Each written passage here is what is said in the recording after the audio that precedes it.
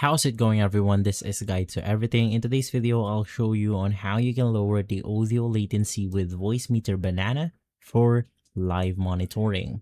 So the first thing that you want to get or do is to head over to your browser and simply search for the virtual cable voice meter.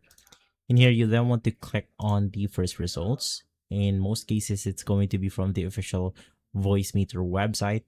And of course, from here, you have the ability to download and install their driver. So this is going to be the virtual audio device.